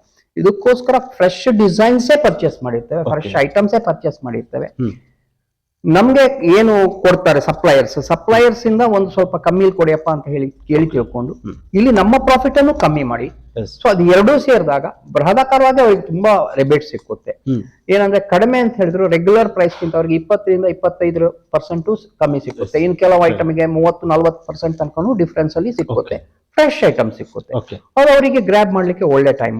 ಈಗ ಯಾರಿಗೆ ಈಗ ಸದ್ಯದಲ್ಲೇ ಈಗ ನೆಕ್ಸ್ಟ್ ಮ್ಯಾರೇಜ್ ಸೀಸನ್ ಇರುತ್ತೆ ಈ ಡಿಸೆಂಬರ್ ಒಳಗಡೆ, ಕೊಡೋ ಸೀರೆಗಳು ಅವರ ಸೀರೆಗಳನ್ನ ಸೆಲೆಕ್ಟ್ ಮಾಡ್ಲಿಕ್ಕೆ ಒಳ್ಳೆ ಅವಕಾಶ ಅದ ಅವರಿಗೆ. Okay. Even branded Okay. Shirts ಇರುತ್ತೆ, ರೆಡಿ ಟಾಪ್ಸ್ ಇರುತ್ತೆ, ಮಕ್ಕಳ ಚಿಲ್ಡ್ರನ್ಸ್ ವೇರ್ ಇರುತ್ತೆ. ಇದೆಲ್ಲದೂ ಅವರಿಗೆ ಆಲ್ಮೋಸ್ಟ್ 25-35% ಡಿಸ್ಕೌಂಟ್ ಸಿಗುತ್ತೆ. ಕೆಲವರಲ್ಲಿ ಶರ್ಟ್ಸ್ ಅಲ್ಲೆಲ್ಲ ನಿಮ್ಗೆ 50-60% ಸಿಗುತ್ತೆ. Okay. ಒಳ್ಳೆ ಅವಕಾಶ ಅದನ್ನ ಗ್ರಾಬ್ ಮಾಡ್ಲಿಕ್ಕೆ. ಮೆಟೀರಿಯಲ್ ಒಳ್ಳೆ ಇರುತ್ತೆ. ನಾವು ಎಲ್ಲದು ಯಾವ್ದೋ ಒಂದು ಅವ್ರು ಕೊಡ್ತಿದ್ದಾರೆ ಕಂಪ್ನಿಯವರು ಅಂತ ಹೇಳಿ ಯಾವ್ದೋ ಒಂದು ತಂದು ಹಾಕುದಿಲ್ಲ. Yes. ಒಳ್ಳೆ ಸೆಲೆಕ್ಟಿವ್ ಐಟಮ್ಸ್ ಅನ್ನೇ ತಂದು ಹಾಕ್ತಿವಿ. ಅದನ್ನ ಕಸ್ಟಮರ್ಸ್ ನೋಡಿದ ಕೂಡ ತನ್ನಿಂತಾನೆ ಗೊತ್ತೇ ಆಗುತ್ತೆ. Okay. ಸರ್, ಅದೇ ರೀತಿಯಲ್ಲಿ ಈಗ ಮದುವೆ ಸಮಾರಂಭಗಳಿಗೂ ಕೂಡ ನಿಮ್ಮ ಇದರಲ್ಲಿ ಸಂಪೂರ್ಣವಾಗಿ ಎಲ್ಲ ಜವಳಿ ಎಲ್ಲ ತೆಗೆದು ನಿಮ್ಮ ಬಳಿಯೇ ಬರ್ತಾರೆ. ಅಂತ ಸಂದರ್ಭದಲ್ಲಿ ಹೆಚ್ಚಿನ ಒಂದು ಪರ್ಚೇಸ್ ಮಾಡಿದಾಗಿರ್ಬೋದು ಅಥವಾ ಎಲ್ಲ ಜವಳಿ ನಿಮ್ಮ ಬಳಿಯದ ಏನೋ ಅವರು ಪರ್ಚೇಸ್ ಮಾಡಿದ ಸಂದರ್ಭದಲ್ಲಿ ಆ ಸಂದರ್ಭದಲ್ಲಿ ಏನಾದ್ರು ಮದುವೆ ಜವಳಿಗೆ ಅಂತಾನೆ ಏನಾದ್ರು ಸ್ಪೆಷಲ್ ಆಫರ್ಗಳು, ಡಿಸ್ಕೌಂಟ್ಗಳು ಈ ರೀತಿ ಕೊಡುವ ವ್ಯವಸ್ಥೆ ಏನಾದ್ರು ಇದೆಯಾ? ಏನಾಗತ್ತಂದ್ರೆ ಈಗ ಬಲ್ಕ್ ಆಗಿ ಕೆಲವರು ಈಗ ಈ ಏನೋ ಕೊಡ್ಲಿಕ್ಕೆ 100 ಸೀರೆಗಳು ಹೀಗೆಲ್ಲ ತಗೊಂಡಾಗ Yes. ಈ ರೇಟ್ ಅಲ್ಲಿ ಸ್ವಲ್ಪ ಅವರಿಗೆ ನಾವು ಎಕ್ಸ್ಟ್ರಾ ಲೆಸ್ ಅನ್ನು ಕೊಡ್ಲಿಕ್ಕೆ ಇಷ್ಟಪಡ್ತೇವೆ. ಯಾಕಂತ ಹೇಳಿದ್ರೆ ನಂಗೆ ಬಲ್ಕ್ ಆಗಿ 100 ಸೀರೆ ಹೋಯ್ತು ಅಂದ್ರೆ ನನ್ಗೂ ಒಂದು ರೊಟೇಷನ್ ಬಂತು ಅನ್ನೋ ದೃಷ್ಟಿಯಲ್ಲಿ. Correct. ಮತ್ತೆ ಪರ್ಟಿಕ್ಯುಲರ್ಲಿ ಈಗ ಮದುವೆ ಜವಳಿಯನ್ನು ತಗೊಳ್ಬೇಕಾದ್ರೆ ಅವ್ರು ಒಂದನ್ನೇ ತಗೊಳ್ಳೋದಿಲ್ಲ, ಎಲ್ಲ ಮಿಕ್ಸ್ ಮಾಡಿ ತಗೊಳ್ತಾರೆ. ಅವರಿಗೆ ಒಂದು ಸ್ಪೆಷಲ್ ಏನಾದ್ರು ಆಫರ್ ಐಟಮ್ಸ್ ಪ್ರತಿ ವರ್ಷ ಏನಾದ್ರು ಚೇಂಜಸ್ ಇದ್ದೇ ಇರುತ್ತೆ ನಮ್ದು. ಆ ಚೇಂಜ್ ಐಟಮ್ಸ್, ಗಿಫ್ಟ್ ಐಟಮ್ಸ್ ಅಥವಾ ಐಟಮ್ಸ್ ಆಗಿ ಕೊಡ್ತೇವೆ, ಅಥವಾ ಅಮೌಂಟ್ ಗಿಂತ ಹೆಚ್ಚಾಗಿ ಐಟಮ್ಸ್ ಅನ್ನು ಕೊಡಕ್ಕೆ ಜಾಸ್ತಿ ಇಷ್ಟಪಡ್ತೇವೆ. ಸೊ ದಟ್ ಅವ್ರ ಹತ್ರ ನೆನಪಿನ ಕಾಣಿಕೆಯಾಗಿ ಉಳಿಲಿ ಅನ್ನೋ ದೃಷ್ಟಿಯಲ್ಲಿ ಅವರ ಮನೆಗೆ ಯೂಸ್ ಆಗುವಂತದ್ದು ಅಥವಾ ಅವರಿಗೆ ಯೂಸ್ ಆಗುವಂತ ವಸ್ತುಗಳನ್ನ ಸೆಲೆಕ್ಟ್ ಮಾಡಿಕೊಡ್ಲಿಕ್ಕೆ ಜಾಸ್ತಿ ಇಷ್ಟಪಡ್ತೇವೆ. ಓಕೆ. ಅದೇ ರೀತಿಯಲ್ಲಿ ಈಗ ಒಂದು ಸಂಸ್ಥೆ ಬೆಳ್ತಾ ಇದೆ ಅಂದ್ರೆ ಅಲ್ಲಿ ಅದರಲ್ಲೂ ಪರ್ಟಿಕ್ಯುಲರ್ ಆಗಿ ಬಟ್ಟೆ ಜವಳಿ ಅಂಗಡಿಗಳಂತ ಬಂದಾಗ ಹೆಚ್ಚಿನಾಗಿ ಕಸ್ಟಮರ್ಸ್ ಗಳು ಬಹಳ ಪಾತ್ರವನ್ನು ವಹಿಸ್ತಾರೆ. ಈಗ ನಿಮ್ಮ ಬಳಿ ಮದುವೆ ಜವಳಿ ಆಗಿರೋದು ಬೇರೆ ಸಂದರ್ಭಗಳಲ್ಲಿ ಏನು ತಗೊಂಡು ಹೋಗ್ತಾರೆ, ನಿಮ್ಮ ಒಂದು ಅಂಗಡಿಯಿಂದ ಏನು ಪರ್ಚೇಸ್ ಮಾಡ್ತಾರೆ, ಆ ಕಸ್ಟಮರ್ಸ್ ಗಳು ಯಾವ ರೀತಿಯ ಒಪಿನಿಯನ್ ನಿಮಗೆ ಹೇಳ್ತಾರೆ? ಕಸ್ಟಮರ್ಸು ಒಪಿನಿಯನ್ ನನಗೆ ಗೊತ್ತಾಗೋದು ಹೇಗಂದ್ರೆ, ಈಗ ಮೊನ್ನೆ ಒಂದು ಇತ್ತೀಚಿನ ಒಂದು ಕಸ್ಟಮರ್ ಬಂದ್ರು, ನನ್ನ ಮದ್ವೆಗೆ ನಾನೇ ನಿಮ್ಮಲ್ಲೇ ತಕೊಂಡಿದ್ದೆ, ಈಗ ಮಗ ಮದ್ವೆಗೆ ನಿಮ್ಮಲ್ಲಿಗೆ ಬಂದಿದ್ದೇನೆ. ಅವ್ರು ಇಲ್ಲಿಲ್ಲ, ಅವ್ರು ಇರೋದು ಆಲ್ಮೋಸ್ಟ್ ಇಲ್ಲಿಂದ ಅವರು ತುಮಕೂರು ಹತ್ರ ಎಲ್ಲೋ ಇದ್ದಾರೆ. ಸೊ ಅವ್ರು ಹಾಗೆ ಹೇಳಿದ್ರು. ಅವಾಗ ನಮ್ಗೊಂಥರ ಖುಷಿ ಸಿಕ್ಕುತ್ತೆ. ನಿಮ್ಮ ಅಂಗಡಿಯಲ್ಲಿ ನಾನೊಂದು 25 ವರ್ಷದ ಹಿಂದೆ ತಕೊಂಡೋಗಿದ್ದೆ, ಈಗ ನಿಮ್ಮಲ್ಲಿಗೆ ಬಂದಿದೆ, ನಾನು ಇಲ್ಲಿಲ್ಲ, ನಾನು ಹೊರ ಊರಿಗೆ ಹೋಗಿದ್ದೇನೆ ಅಂತ ಒಂದು ಖುಷಿ ಸಿಗ್ತದೆ ಅಂತ ಹೇಳ್ಬಿಟ್ಟು. ಅದೊಂಥರ ಎಂಜಾಯ್ಮೆಂಟ್. ಹೀಗೆ ಪಾರಂಪರಿಕವಾಗಿ ಬಂದಾಗ ಇನ್ನು ಕೆಲವರು ನಾವು ನಮ್ಮ 10 ವರ್ಷದ ಹಿಂದೆ ಇನ್ನೊಬ್ರು ಜವಳಿಗೆ ಬಂದಿದ್ದೆ ಪಕ್ಕದಲ್ಲಿ ನೋಡಕ್ಕೆ, ನೋಡಿ ಬಂದೆ, ಹಾಗಾಗಿ ಇಲ್ಲಿಗೆ ಬಂದೆ, ಹೀಗೆಲ್ಲ ಹೇಳಿದಾಗ ನಾನು ತರೀಕೆರೆಯಿಂದ ಬಂದೆ, ಹೀಗೆಲ್ಲ ಹೇಳಿದಾಗ ಖುಷಿ ಆಗ್ತದೆ. ಅದೇ ರೀತಿಯಲ್ಲಿ ಈಗ ನಾವು ಬಟ್ಟೆದು ಕುರಿತಾಗಿ ಸುದೀರ್ಘವಾಗಿ ಚರ್ಚೆನ ಮಾಡಿದ್ವು. ಈಗ ಚಿನ್ನ ಅಂತ ಬಂದಾಗ ಪೂಜಾ ಜ್ಯುವೆಲರ್ಸ್ ಅನ್ನೋ ಹೆಸರಿನಲ್ಲಿ ಈಗ ನೀವು ಚಿನ್ನವು ಕೂಡ ನಿಮ್ಮ ಒಂದು ಗೋಲ್ಡ್ ಇದು ಕೂಡ ಇದು ಮಾಡ್ತಾ ಇರುವಂತದ್ದು, ಸೇಲ್ ಮಾಡ್ತಿರುವಂತದ್ದು. ಈ ಒಂದು ಪೂಜಾ ಜ್ಯುವೆಲರ್ಸ್ ಯಾವ ರೀತಿಯಾಗಿ ನಡೀತಾ ಇದೆ? ನಾವು ಫಸ್ಟಿಗೆ ಇಲ್ಲಿ ನಾನು ಈ ಮಾರ್ಕೆಟ್ ಅನ್ನು ಎಂಟ್ರಿ ಮಾಡಿದಾಗ ಇದ್ರ ಬಗ್ಗೆ ಏನೂ ಅನುಭವ ಇರಲಿಲ್ಲ, ನನಗೆ 0 ಇತ್ತು. ಬಟ್ ನನ್ ದೊಡ್ಡಪ್ಪ ಸ್ವಲ್ಪ ಗೈಡ್ ಮಾಡಿದೆ, ಯಾಕಂದ್ರೆ ಅವ್ರ ಹಿಂದೆ ಬಂಗಾರದ ಅಂಗಡಿಯನ್ನ ನಡೆಸಿದ್ರು ಆವಾಗ ಕಾಲದಲ್ಲಿ. ಆವಾಗ ಏನು 60-70ನೇ ಇಸ್ವಿ ಹಿಂದಿಂದಕ್ಕೂ ಈಗತ್ತು ತುಂಬಾ ವ್ಯತ್ಯಾಸ ಆಗಿತ್ತು. ಆಗೆಲ್ಲ ಪ್ರತಿಯೊಂದು ಆಚಾರ್ಯ ಹಿಡ್ಕೊಂಡು ಮಾಡುವಂತ ಕಾಲ ಇತ್ತು. ನಾನ್ ಎಂಟ್ರಿ ಆಗ್ಬೇಕಾದ್ರೆ ಎಲ್ಲ ರೆಡಿ ಐಟಮ್ ಬರ್ತಿತ್ತು, ಬಾಂಬೆಯಿಂದ ಆಗ್ಲಿ ಅಥವಾ ಕೊಯಮತ್ತೂರಿಂದ, ಬ್ಯಾಂಗ್ಳೂರಿಂದ ಎಲ್ಲ ರೆಡಿ ಐಟಮ್ಸೇ ಬರ್ತಿತ್ತು. ಸೊ ಅದು ನಂಗೆ ಸ್ವಲ್ಪ ಈಸಿನೂ ಆಯ್ತು. ನಿಧಾನಕ್ಕೆ ಅದ್ರ ಬಗ್ಗೆ ಕಲ್ತ್ಕೊಂಡು ಈವನ್ ನಮ್ಮ 916 KDM ನನಗ್ ಗೊತ್ತಿರೋ ಪ್ರಕಾರ 2004ರಲ್ಲಿ ಫುಲ್ ಆಗಿ ಬರೀ 916 KDM ಅನ್ನ ಮಾರ್ಲಿಕ್ಕೆ ಸ್ಟಾರ್ಟ್ ಮಾಡಿ ಚಿಕ್ಕಮಗಳೂರು ಡಿಸ್ಟ್ರಿಕ್ಟ್ ಫಸ್ಟ್ ನಾನೇ ಇರ್ಬೋದು. ನಾನು ಅದ್ರಲ್ಲಿ ಬಹಳ ತಪ್ಪು ಮಾಡಿದೀನಿ ಅಂತ ಅನ್ಸುತ್ತೆ ಕೆಲವೊಮ್ಮೆ, ಬಟ್ ಒಳ್ಳೇದು ಮಾಡಿದೀನಿ. ಯಾಕಂದ್ರೆ ಆಗ ಮಾಮೂಲಿಯಾಗಿ ಎಲ್ರು ಮಾರ್ತಿದ್ರು, ಯಾರು 916 KDM ಮಾರೇ ಇರ್ಲಿಲ್ಲ. ದೊಡ್ಡ ದೊಡ್ಡ ಮಳಿಗೆಯವರು ಏನು ಬ್ರಾಂಡೆಡ್ ಅಂತ ನಾವ್ ಹೇಳ್ತೀವಿ, ಬ್ರ್ಯಾಂಡ್ ಅಂತ ಹೇಳಿದ್ರೆ ದೊಡ್ಡ ಅಂಗಡಿಯವರು, ಮಹಾ ದೊಡ್ಡ ಅಂಗಡಿಯವರು ಇಡ್ತಿದ್ರು. ಬಿಟ್ರೆ ನಾವು ಈ ಸಣ್ಣ ಅಂಗಡಿಯವರು ಯಾರು ಇಡ್ತಿರ್ಲಿಲ್ಲ. ಚಿಕ್ಕಮಗಳೂರು ಡಿಸ್ಟ್ರಿಕ್ಟ್ ಅಲ್ಲಿ ಮೋಸ್ಟ್ ಪ್ರೊಬಬ್ಲಿ ಓನ್ಲಿ 916 ಬಿಟ್ಟು ಬೇರೆ ಸಿಗುದೇ ಇಲ್ಲ. 2005ರಲ್ಲಿ ಅಥವಾ 4ರ ಮಧ್ಯದಲ್ಲಿ, 4-5ರ ಮಧ್ಯದಲ್ಲಿ ಸ್ಟಾರ್ಟ್ ಮಾಡಿದ್ ನಾನೊಬ್ನೇ. ಬಟ್ ನಂಗೆ ಫಸ್ಟ್ ತಾಪತ್ರೆ ಆಯ್ತು. ತಾಪತ್ರೆ ಎಷ್ಟು ಆಯ್ತು ಅಂತ ಹೇಳಿದ್ರೆ ಎಲ್ರು ನಂದು ರೇಟ್ ಜಾಸ್ತಿ ಅಂತ ಬಿಟ್ಟು ಹೋಗುವಂತ ಪರಿಸ್ಥಿತಿ ಬಂತು. ಬಟ್ ನನಗೆ ಹೆಲ್ಪ್ ಆಗಿದ್ ಮತ್ತೊಂದು ಸರ್ಕಾರವೇ. ಸರ್ಕಾರ ಅವಾಗ BIS ಹಾಲ್ ಮಾರ್ಕಿನ ಪ್ರಕಾರ ತಕೊಳ್ಳಿ 916 ಅಂತ ಆಡ್ ಕೊಡಕ್ ಶುರು ಆಯ್ತು. ಅವಾಗ ಜನಜಾಗೃತಿ ಆಯ್ತು, ಅದು ನನ್ ಪ್ಲಸ್ ಆಯ್ತು. ಇಲ್ಲಾಂದ್ರೆ ಮೋಸ್ಟ್ ಪ್ರಾಬ್ಲಿ ನಾನು 2008ರಲ್ಲಿ ಅಂಗಡಿ ಬಂದ್ ಮಾಡ್ತಿದ್ದೆ, ವ್ಯಾಪಾರ ಮಾಡ್ಲಿಕ್ಕಾಗದೆ. ಓಕೆ, ಅದೇ ರೀತಿಯಲ್ಲಿ ಆ ಚಿನ್ನ ಅಂತ ಬಂದಾಗ ಕೂಡ ಅಲ್ಲೂ ಕೂಡ ಕೆಲವೊಂದು ಆಫರ್ಗಳನ್ನ ಕೊಡ್ತಾರೆ. ಬೇರೆ ಬೇರೆ ಚಿನ್ನದ ಅಂಗಡಿ, ಯಾಕಂದ್ರೆ ಈಗ ಅವರು ಕಂತನ್ನ ಕಟ್ಟೋದಾಗಿರ್ಬೋದು ಅಥವಾ ಬೇರೆ ಬೇರೆ ರೀತಿಯ ಫೆಸಿಲಿಟಿಗಳು ಇರುತ್ತೆ. ಹಾಗೆ ನಿಮ್ಮೊಂದು ಪೂಜೆ ಜ್ಯುವೆಲರ್ಸ್ ನಿಮ್ಗೆ ಯಾವ ರೀತಿಯಾದ ಫೆಸಿಲಿಟಿಗಳಿದಾವೆ? ನಾವು 2 ತರದ ಒಂದು ಕಂತಿನ ಸಿಸ್ಟಮ್ ಅವರಿಗೆ ಈಸಿಯಾಗಿ ಪರ್ಚೇಸ್ ಮಾಡ್ಲಿಕ್ಕೆ ಅಂತ ಮಾಡಿದ್ವಿ. Okay. ಒಂದು, ಅವರಿಗೆ ಪ್ರತಿ ತಿಂಗಳು ಅವರಿಗೆ ಇಷ್ಟ ಆದದ್ದು 1,000, 2,000, 5,000, 10,000 ಏನೋ 5K, 1K, 2K ಈ ತರದ್ರಲ್ಲಿ ಒಂದು ತಿಂಗಳ ಕಟ್ಟುವಂತದ್ದು. Okay. ಆ ದಿವಸದ ರೇಟ್ ಅವರಿಗೆ ಜಮಾ ಆಗ್ತದೆ. ಯಾಕಂದ್ರೆ ರೇಟ್ ನಿಮ್ಗೆ ಗೊತ್ತಿರೋಂಗೆ ತುಂಬಾ ವೇರಿಯೇಷನ್ Yes, sir. ಆಗ್ತಿದೆ. ಹೌದು. ಇತ್ತೀಚಿನ ದಿನಗಳಲ್ಲಿ ಕರೋನಾ ನಂತರ ತುಂಬಾ ವೇರಿಯೇಷನ್ ಇದೆ, ಮೇಲೇನೂ ಹೋಗುತ್ತೆ ಕೆಳಗೇನೂ ಬರ್ತಾ ಇದೆ. ಸೊ ಅವರಿಗೆ ಆ ದಿವಸದ ರೇಟ್ ಪ್ರಕಾರ ಜಮಾ ಆಗ್ತದೆ. 12 ತಿಂಗಳು ಕಟ್ಟಬೇಕು. 13ನೇ ತಿಂಗಳು ಅವರಿಗೆ ಏನ್ ಐಟಮ್ ತಗೊಂಡು ಹೋಗ್ತಾರೋ ಈ ಜಮಾ ಆಗಿರುವಂತ ತೂಕದ ಏನು ವೇಸ್ಟೇಜ್ ಬರ್ತದೆ ಅಥವಾ ಮಜೂರಿ ಬರ್ತದೆ, ವ್ಯಾಲ್ಯೂ ಅಡಿಷನ್ ಅಂತ ಏನೇನೆಲ್ಲ ಆಡ್ ಆಗ್ತದೆ, ಅದು ಎಲ್ಲದಕ್ಕೂ 50% ಡಿಸ್ಕೌಂಟ್ ಆಗಿ ಸಿಕ್ಕುತ್ತೆ ಒಂದು. ಇನ್ನೂ ಒಂದು, ಇದೆಲ್ಲದು ಆಲ್ಮೋಸ್ಟ್ ಎಲ್ಲದು ಫೋನ್ ಪೇ ಅಥವಾ ಗೂಗಲ್ ಪೇ ಅಂದ್ರೆ ಅದಲ್ಲೇ ಮಾಡಿ ಅಂತ ಕೇಳ್ತೇವೆ. ಯಾಕಂದ್ರೆ 12 ತಿಂಗಳು ಲೆಕ್ಕ ಇಟ್ಕೊಳ್ಳಕ್ಕೆ ಸುಲಭ ಆಗ್ತದೆ. ಕೊಟ್ಟಿದ್ದೀನಿ, ಕೊಟ್ಟಿಲ್ಲ ಅದೆಲ್ಲ ಆಗುದಿಲ್ಲ. ಹೆಚ್ಚಾಗಿ ನಾವು ಅದನ್ನ ಆನ್ಲೈನ್ ಟ್ರಾನ್ಸಾಕ್ಷನ್ ಮಾಡಿ ಅಂತ ಹೇಳ್ತೇವೆ. ಇನ್ನೊಂದು, ನಮ್ಮ ರೈತರಿಗೋಸ್ಕರ ಮಾಡಿದ್ದೇವೆ. ರೈತರಲ್ಲಿ ಏನಾಗ್ತದೆ ಅಂದ್ರೆ ಅವ್ರೇನೋ ಒಂದು ವಸ್ತುವನ್ನು ಮಾರಿದಾಗ ಬಲ್ಕ್ ಆಗಿ ಅವರಿಗೆ ದುಡ್ಡು ಬರ್ತದೆ. ಆಮೇಲೆ ಅವ್ರ ಹತ್ರ ಅಷ್ಟೇನ್ ಬರುದಿಲ್ಲ. ನಿಮ್ಗೆ ಗೊತ್ತಿರಬಹುದು, ರೈತರಿಗೇನು ತಿಂಗಳ ಇನ್ಕಮ್ ಏನಂತ ಏನಿಲ್ಲ. ಒಂದು ಏನು ಅಡಿಕೆ ನಾವು ಕಾಫಿ ಮಾಡಿ ಇನ್ಕಮ್ ಬರುತ್ತೆ. ಸೊ ನೀವು ಯಾವ್ದೋ ಒಂದು ರೇಟ್ ಕಮ್ಮಿ ಅಂತ ನಿಮ್ಗೆ ಅನ್ಸುತ್ತೆ ಟಿವಿ ನೋಡಿದಾಗ ಅಥವಾ ಏನೋ ಒಂದು ಮಾಧ್ಯಮದಿಂದ ಗೊತ್ತಾಗ್ತದೆ. ಆ ಟೈಮ್ ನಲ್ಲಿ ನಿಮ್ಮ ಹತ್ರ ಏನ್ ಅಮೌಂಟ್ ಇದೆ, 1,50,000 ಕಟ್ಬಿಡಿ. ಆ ದಿವಸದ ರೇಟು ಬುಕ್ ಆಗ್ತದೆ ಒಂದು. ಮತ್ತೆ ನಿಮ್ಮದು ಅದು 1,00,000 ಏನಾದ್ರು ಇದ್ರೆ ಆನ್ಲೈನ್ ಅಲ್ಲೇ ಮಾಡಿ ಹೇಳ್ತೇವೆ. ಯಾಕಂದ್ರೆ ಕ್ಯಾಶ್ ಬೇಡ ಇದರಲ್ಲಿ. ನಿಮ್ಗೆ ಕ್ಯಾಶ್ ಅಲ್ಲಿ ಮಾಡಿದ್ರೆ ನಮಗೂ ಕಿರಿಕಿರಿ. ನೀವು ಇಟ್ಕೊಂಡ್ರೆ ಆಮೇಲೆ ಏನಾಗ್ತದೆ, ನಿಮ್ಗೆ ಯಾವಾಗ ತಗೊಂಡ್ ಹೋಗ್ತೀರಾ ಅವಾಗ ನಿಮ್ಗೆ ಆ ಎಷ್ಟು ಟೈಮ್ ನನ್ನ ಹತ್ರ ಇತ್ತು ಏನೋ ಅಟ್ಲೀಸ್ಟ್ ಅವರಿಗೆ ಬ್ಯಾಂಕಿಂದ ಒಂದು ವ್ಯವಹಾರ ಅಡ್ಜಸ್ಟ್ ಆಗ್ಬೇಕಲ್ಲ, ಇಂಟ್ರೆಸ್ಟ್ ಆದ್ರೂ ವರ್ಕೌಟ್ ಆಗ್ತದೆ. ಅದ್ರಷ್ಟು ಆಗುವಂತದ್ದು ಒಂದು ಕ್ಯಾಲ್ಕುಲೇಷನ್ ಮಾಡಿ ಅವರ ಮೇಕಿಂಗ್ ಚಾರ್ಜ್ ಅನ್ನು ಲೆಸ್ ಮಾಡಿ ನಾವು ಅವರಿಗೆ ಕೊಡುವಂತ ಸಿಸ್ಟಮ್ ಉಂಟು. ಒಂದೇದು ಈ 2 ಸ್ಕೀಮ್ ಅನ್ನು ನಾವು ಇತ್ತೀಚೆಗೆ ನಡೆಸ್ತಾ ಇರುವಂತಹ 2 ಸ್ಕೀಮು. ಓಕೆ, ಈಗ ಅದೇ ರೀತಿಯಲ್ಲಿ ಈಗ ನಾವು ಇನ್ನೊಂದು ನಿಮ್ಮ ಶಾಪ್ಗೆ ಬಂದ ಸಂದರ್ಭದಲ್ಲಿ ನೋಡುವಂತದ್ದು ನಿಮ್ಮ ತಂದೆಯವರ ಬಗ್ಗೆ ನಾನು ಹೇಳಲೇಬೇಕು. ಯಾಕಂದ್ರೆ ಅತ್ಯಂತ ಹಿರಿಯರು, ವಯಸ್ಸಾಗಿದ್ರು ಕೂಡ 75-80 ವರ್ಷ ಆಗಿರ್ಬೋದು ಅನ್ಕೊಂಡು 87 ವರ್ಷ 87 ವರ್ಷದಲ್ಲಿಯೂ ಕೂಡ ಅವರು ಅಷ್ಟು ಆಕ್ಟಿವ್ ಆಗಿ ಅಲ್ಲಿ ಕೂತಿರ್ತಾರೆ, ಲೆಕ್ಕಾಚಾರವನ್ನ ಮಾಡ್ತಿರ್ತಾರೆ, ಎಲ್ಲವನ್ನೂ ನೋಡ್ತಾರೆ. ತಂದೆಯವ್ರ ಬಗ್ಗೆ ಈ ಸಂದರ್ಭದಲ್ಲಿ ಏನ್ ಹೇಳಕ್ ಬಯಸ್ತಾರೆ? ತಂದೆಯವರು ಒಂಥರ ನಮ್ಮ ಎಲ್ಲರಿಗೂ ಸ್ಫೂರ್ತಿ ಅಂತ ಹೇಳ್ತೇನೆ. ಯಾಕಂದ್ರೆ ಅವ್ರು 87 ವರ್ಷ ಆದ್ರೆ ಇವತ್ತಿಗೂ ಬೆಳಿಗ್ಗೆ ಏಳುವಂತದ್ದಾಗ್ಲಿ, ನಡ್ಕೊಂಡು ಹೋಗುವಂತದ್ದಾಗ್ಲಿ, ಅಂಗಡಿನಲ್ಲಿ ಇವತ್ತು ಕೂರುವಂತದ್ದಾಗ್ಲಿ, ಈ ಏಜ್ ನಲ್ಲೂ ತುಂಬಾ ಆಕ್ಟಿವ್ ಆಗಿದೆ. ಹೇಳ್ಬೇಕು, ನನ್ಕಿಂತ ಸ್ವಲ್ಪ ಜಾಸ್ತಿನೇ ಆಕ್ಟಿವ್ ಇದ್ದಾರೆ. ಅದಕ್ಕೆ ಮೇನ್ ಆಗಿ ಅವರು ನಂಬಿಕೊಂಡು ಬಂದಂತ ಭಗವಾನ್ ಶ್ರೀ ಸತ್ಯಸಾಯಿ ಬಾಬಾರ ಒಂದು ಪ್ರೇಮವೇ ಇರಬಹುದು, ಅದರ ಮುಂದೆ ಯಾವುದೂ ಅಲ್ಲ. ಹಾಗಾಗಿ ಅವರ ಶಕ್ತಿ ಸಮೇತ ಅದು ಭಗವಂತನೇ ಆಗಿದ್ದಾನೆ. ಇಲ್ಲಿ ಏನು ಜೈಪುರದಲ್ಲಿ ಶಾಲೆ ಆಗ್ಲಿ ಪ್ರತಿಯೊಂದು ಮಾಡಿರುವಂತದ್ದು ಆ ಭಗವಂತನ ಪ್ರೇಮದಿಂದ. ಯಾಕಂದ್ರೆ ನಮಗೂ ಕೂಡ ಯಾರಿಗೇ ಆಗ್ಲಿ ಕೂಡ, ಹೆಂಗ ಹುಡುಗರಾಗ್ಲಿ ಅಥವಾ ಯಾರಿಗ್ ಬಂದ್ರು ಕೂಡ ನಿಮ್ಮ ತಂದೆಯವ್ರನ್ನ ನೋಡಿದ್ರೆ ಏನೋ ಒಂದು ಇನ್ಸ್ಪಿರೇಷನ್ ಆಗುತ್ತೆ. ಯಾಕಂದ್ರೆ ಅಷ್ಟು ಆಕ್ಟಿವ್ ಆಗಿ ಈಗಿನ ಜನರೇಷನ್ ಇರಕ್ಕೆ ಬಹುಶಃ ಸಾಧ್ಯನೇ ಇಲ್ಲ. 87 ವರ್ಷದಲ್ಲೂ ಕೂಡ ಅವರ ಅಂಗಡಿಯ ಸಂಪೂರ್ಣ ವ್ಯವಹಾರವನ್ನ ನೋಡ್ಕೊಳ್ತಾರೆ, ಅಲ್ಲಿರ್ತಾರೆ. ಅದು ವೈಯಕ್ತಿಕವಾಗಿ ನಿಮ್ಗೆ ಎಷ್ಟು ಖುಷಿ ಇದೆ? ಅವ್ರು ನಂಗೊಂದು ಮಾದರಿ. ಯಾಕಂತ ಹೇಳಿದ್ರೆ ಅವರ ಒಂದು ಆ ಭಕ್ತಿಯೇ ಅವರನ್ನ ಒಂದು ಕಾಪಾಡ್ತಾ ಇದೆ, ನಮ್ಮ ಮನೆಯನ್ನ ಕಾಪಾಡ್ತಾ ಇದೆ, ಅಷ್ಟೇ ಹೇಳ್ಬೋದು. ಅದೇ ರೀತಿಯಲ್ಲಿ ನಿಮ್ಮ ಇಡೀ ಕುಟುಂಬವು ಕೂಡ ನಿಮ್ಮ ನೂತನ್ ಕ್ಲಾತ್ ಸೆಂಟರ್ ಅಲ್ಲಿ ತೊಡಗಿಸ್ಕೊಂಡಿರುವಂತದ್ದು. ಆ ಸಹೋದರ, ಯಾಕಂದ್ರೆ ಈಗ ಸಹೋದರರು ಅಂತ ಬಂದಾಗ ಒಂದು ಸಂಸ್ಥೆಯನ್ನ ಕಟ್ತಾ ಇದೀವಿ, ಆ ಒಗ್ಗಟ್ಟಿದ್ದಾಗ ಮಾತ್ರ ಒಂದು ಸಂಸ್ಥೆ ಯಶಸ್ಸಿನಲ್ಲಿ ಹೋಗಲು ಸಾಧ್ಯ ಆಗುತ್ತೆ. ನಿಮ್ಮ ಸಹೋದರ ನಡುವೆ ಒಗ್ಗಟ್ಟಾಗಿರ್ಬೋದು ಅಥವಾ ನೀವೊಂದು ಸಂಸ್ಥೆಯನ್ನ ಕಟ್ಟಿ ಬೆಳೆಸೋ ನಿಟ್ಟಿನಲ್ಲಿ ಎಲ್ಲರ ಒಂದು ಪರಿಶ್ರಮ ಯಾವ ರೀತಿಯಾಗಿದೆ? ನಮ್ಮಲ್ಲಿ ನಾವು 4 ಜನ ಅಣ್ಣ ತಮ್ಮಂದ್ರು ಒಟ್ಟಿಗಿದ್ದೇವೆ.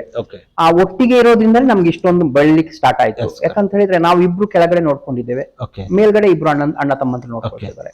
ಇಬ್ರು ತುಂಬಾ ಶ್ರಮ ಮಾಡಿದ್ರಿಂದಾನೆ. ಯಾಕಂದ್ರೆ ನಂಗೀಗ ರೆಡಿಮೇಡ್ ಬಗ್ಗೆ ಕೇಳಿದ್ರೆ ಏನು ಗೊತ್ತಿಲ್ಲ, ಅದನ್ನ ಅವ್ರು ಅಷ್ಟು ಚೆನ್ನಾಗಿ ನೋಡ್ಕೊಂಡಿದ್ದಾರೆ. ನಾವು ಕೆಳಗಡೆ ಇಬ್ರು ಸೇರ್ಕೊಂಡು ಈ ಬಂಗಾರ ಮತ್ತು ಸ್ಯಾರಿ ಸೆಕ್ಷನ್ ಅನ್ನ ಚೆನ್ನಾಗಿ, ಅಂದ್ರೆ ಟೆಕ್ಸ್ಟೈಲ್ ಸೆಕ್ಷನ್ ಏನಿದೆ ಅದನ್ನ ನಡೆಸ್ಕೊಂಡು ಬಂದಿದ್ದೇವೆ. ಆ ಒಂದು, ಯಾಕಂದ್ರೆ ಎರಡಕ್ಕೂ ಒಂದೊಂದು ಪೂರಕ. ನಾಳೆ ರೆಡಿಮೇಡ್ ನಡೀತಾ ಇತ್ತು, ಟೆಕ್ಸ್ಟೈಲ್ ನಡೀತಿಲ್ಲ ಅಂದ್ರೆ ಫೇಲ್ಯೂರ್ ಆಗ್ತದೆ. ಯಾಕಂದ್ರೆ ಎಲ್ಲದಕ್ಕೂ ಒಂದೊಂದು ಕನೆಕ್ಷನ್ ಇದೆ. ಹಾಗಾಗಿ ಈ ಒಂದು ಒಗ್ಗಟ್ಟಿರೋದ್ರಿಂದ ನಮ್ಮಲ್ಲಿ ನಡ್ಕೊಂಡು ಬರುತ್ತೆ. ಯಾವತ್ತು ಒಗ್ಗಟ್ಟು ಹೋಗುತ್ತೆ ಅವಾಗ ನೂತನ್ಗೆ ಪೆಟ್ಟು ಬೀಳುತ್ತೆ. ಈ ಒಗ್ಗಟ್ಟೆ ನಿಮ್ಮ ಯಶಸ್ಸಿನ ಮಂತ್ರ. ಖಂಡಿತವಾಗಿ ಇದು ನಮ್ಮದಂತಲ್ಲ, ಇಡೀ ಪ್ರಪಂಚದ ಒಂದು ಇದೇ ಮುಖ್ಯ ಒಗ್ಗಟ್ಟು. ಒಗ್ಗಟ್ಟಿಲ್ಲ ಅಂದ್ರೆ ಯಾವುದೇ ಸಂಸ್ಥೆ ನಡೆಯಕ್ ಸಾಧ್ಯ ಇಲ್ಲ. ಸರ್, ಅದೇ ರೀತಿಯಲ್ಲಿ ಇತ್ತೀಚೆಗೆ ಇನ್ನೊಂದು ಪ್ರಮುಖವಾಗಿ ಜೈಪುರ ಅಂತ ಬಂದಾಗ ಜೈಪುರದ ರಸ್ತೆ ಅಗಲೀಕರಣ ಆಗಿರುವಂತಹದ್ದು ವಿಚಾರ. ಆ ಜೈಪುರದ ರಸ್ತೆ ಅಗಲೀಕರಣ ಆಗಿರುವಂತದ್ದು ನಿಮ್ಮ ಬಿಸ್ನೆಸ್ಗೆ ಬೆನಿಫಿಟ್ ಆಗಿದೆಯಾ ಅಥವಾ ಏನಾದ್ರೂ ಡಿಸ್ಅಡ್ವಾಂಟೇಜ್ ಆಗಿದೆಯಾ? ಈಗ ಮೊನ್ನೆ ಇತ್ತೀಚೆಗೆ ರೋಡ್ ಅಗಲ ಮಾಡಿದ್ದು ಈ ಮಾರ್ಚ್ ಏಪ್ರಿಲ್ ಅಲ್ಲ, ಸ್ವಲ್ಪ ನನ್ಗೆ ಪರ್ಸನಲಿ ಏನು ಅನಿಸ್ತು, ಯಾಕಂದ್ರೆ ಅವಾಗ ಹೊಂಡಾದ ಇಂಡಿ ಆಗಿತ್ತು, ಬರೇ ಮಳೆ ಬಂತು, ಕೆಸರಾಯ್ತು, ಅದರಿಂದ ನಮ್ಗೆ ಸ್ವಲ್ಪ ಎಫೆಕ್ಟ್ ಆಯ್ತು. ಬಟ್ ನಾನು ಯೋಚನೆ ಮಾಡಿದೆ, ಲಾಂಗ್ ಟರ್ಮ್ ಅಲ್ಲಿ ನನ್ ಖಂಡಿತ ಇದು ಲಾಭ ಆಗೇ ಆಗತ್ತೆ, ಒಳ್ಳೇದೇ ಆಗಿದೆ. ಏನು ಶಾಸಕರಿಂದ ಒಂದು ಮುತುವರ್ಜಿಯಿಂದ ಮುಂದೆ ಬಂದ್ರು, ಮತ್ತೆ ಪರ್ಟಿಕ್ಯುಲರ್ ನಮ್ಮ ಊರಿನ ಜನತೆ ಎಲ್ಲರೂ ಸಹಕಾರ ಮಾಡಿದ್ರು. ಯಾರು ಏನು ಕೋರ್ಟ್ ಗಿಟ್ ಅಂತ ಹೇಳಿ ಅಲ್ಲಿ ತಾಪತ್ರೆ ಮಾಡ್ಲಿಲ್ಲ. ಮತ್ತೆ ಕನ್ಸ್ಟ್ರಕ್ಷನ್ ಮಾಡಿದ ಕಂಪನಿಯವರು ಆದಷ್ಟು ಬೇಗ ಮಾಡ್ಲಿಕ್ಕೆ ಅದು ಹೆಸರು ಮಾಡ್ತಾ ಇತ್ತು, JK ಏನೋ ಒಂದಿರ್ಬೇಕು, ಆ ಕಂಪನಿಯವರು ತುಂಬಾ ಮುತುವರ್ಜಿ ಮಾಡಿ ಬೇಗ ಬೇಗ ಮಾಡಿದ್ರು. ಆದ್ರೆ ಎಫೆಕ್ಟ್ ನಂಗೆ ಈಗ ಪರ್ಟಿಕ್ಯುಲರ್ ಈಗ ನೋಡಿ, ಈಗ ನಮ್ಮ ಜುಲೈನಲ್ಲಿ ಡಿಸ್ಕೌಂಟ್ ಸೇಲ್ ನಲ್ಲಿ ನಂಗೆ ಪ್ರತಿ ಭಾನುವಾರ ನಮ್ಮ ಅಂಗಡಿ ನಮ್ಮ ಈ ಏರಿಯಾದಲ್ಲಿ ಯಾವಾಗ ನೋಡಿದ್ರು ಬ್ಲಾಕ್, ಯಾವತ್ತು ಇದು ಆಗ್ತಿತ್ತು, ಒಂಥರ ಹ್ಯಾರಾಸ್ಮೆಂಟ್ ಆಗ್ತಿತ್ತು. ಅಯ್ಯೋ ನಮ್ಮಿಂದ ತೊಂದರೆ ಆಗುತ್ತೆ ಏನೋ, ಕಸ್ಟಮರ್ಗೆ ತೊಂದರೆ ಆಗತ್ತೆ, ಕಾರ್ ನಿಲ್ಸಕ್ ತೊಂದರೆ ಆಗತ್ತೆ ಅಂತಿತ್ತು. ಬಟ್ ಇವತ್ತು ನೋಡಿ, ಇವತ್ತು ಕಡಿಮೆ ಅಂತ ಹೇಳಿದ್ರೆ ಇವತ್ತು ಮಸೀದಿಯಲ್ಲಿ ಒಂದೊಂದು ಇದಿತ್ತು, ಅಲ್ಲೊಂದು 30-40 ಕಾರ್ ಇತ್ತು. ನಮ್ಮ ಕಸ್ಟಮರ್ ಒಂದು 30-40 80 ಕಾರ್ಗಳು ಸುಸಜ್ಜಿತವಾಗಿ ಕ್ಲೀನ್ ಆಗಿ ನಿಂತು, ಎಲ್ಲೂ ಬ್ಲಾಕ್ ಆಗ್ಲಿಲ್ಲ. ಹಾಗಾಗಿ ಮುಂದೆ ಇದು ನಮ್ಮ ಜೈಪುರಕ್ಕೆ ಒಳ್ಳೇದು. ತುಂಬಾ ಹೊಸ ಅಂಗಡಿ ಬಿಲ್ಡಿಂಗ್ ಆಗ್ಬೋದು, ಹೊಸ ವ್ಯಾಪಾರಸ್ಥರು ಬರ್ಬೋದು, ಎಲ್ಲರಿಗೂ ಒಳ್ಳೇದಾಗ್ತದೆ, ವ್ಯಾಪಾರಸ್ಥರಿಗೂ ಒಳ್ಳೇದು, ಗ್ರಾಹಕರಿಗೂ ಒಳ್ಳೇದು. ಮುಂದೆ ಇದು ಜೈಪುರಕ್ಕೆ ಖಂಡಿತ ಒಳ್ಳೇದು. ಈ ರಸ್ತೆ ಅಗಲೀಕರಣ ಆಗ್ಬೇಕಿತ್ತು, ಮಾಡಿದ್ದಕ್ಕೆ ಎಲ್ಲರಿಗೂ ಥ್ಯಾಂಕ್ಸ್ ಅಂತ ಹೇಳ್ಬೇಕು. ಇದಕ್ಕೆ ಯಾರ್ಯಾರು ಬ್ಯಾಕ್ ಅಂದ್ರೆ ನಮ್ಗೆ ಎದುರು ಕಡೆ ಕಾಣುವಂತ ಮೊದಲು ಮುಖಗಳು ಒಂದಷ್ಟಿರುತ್ತೆ, ಹಿಂದೆ ಕಾಣದೇ ಇರುವ ಹಿಂಬದಿ ಮುಖಗಳು ಎಷ್ಟೋ ಇರ್ತಾವೆ, ನನಗೆ ಗೊತ್ತಿರುವುದಿಲ್ಲ. ಎಲ್ಲರಿಗೂ ನಾವು ಥ್ಯಾಂಕ್ಸ್ ಹೇಳ್ಬೇಕಾಗ್ತದೆ. ಅದೇ ರೀತಿಯಲ್ಲಿ ನಿಮ್ಮ ಒಂದು ಸಂಸ್ಥೆಯಿಂದ ಕೇವಲ ನೀವು ಮಾತ್ರ ಬೆಳೆದಿಲ್ಲ, ಹಲವಾರು ಜನರಿಗೆ ಉದ್ಯೋಗವನ್ನು ಕೂಡ ನಿಮ್ಮ ನೂತನ್ ಕ್ಲಾತ್ ಸೆಂಟರ್ ಆಗಿ ನೀಡಿರುವಂತದ್ದು. ಈಗ ನನಗೆ 60-65 ಜನ ಪ್ರಸ್ತುತ ಕೂಡ ಈಗ ಕೆಲಸವನ್ನ ಮಾಡ್ತಾ ಇದ್ದಾರೆ. ಅಂದ್ರೆ ನಿಮ್ಮ ಒಂದು ಸಂಸ್ಥೆಯಿಂದ ಎಷ್ಟು ಜನರು ಈಗ ಕೆಲಸವನ್ನ ಮಾಡ್ತಾರೆ ಮತ್ತು ಅವರ ಕುಟುಂಬ ನಿರ್ವಹಣೆಗೆ ಯಾವ ರೀತಿಗೆ ಸಹಕಾರಿಯಾಗಿದೆ? ನಮ್ಮಲ್ಲಿ 60 ಸ್ಟಾಫ್ ಇದ್ದಾರೆ, 60ರಿಂದ 65 ಸ್ಟಾಫ್ ಇದ್ದಾರೆ. ಒಂದು ಏನಾಗತ್ತಂದ್ರೆ ಇದು ಕೊಡು ಮತ್ತು ಕೊಳ್ಳುವಿಕೆ ಸಿಸ್ಟಮ್.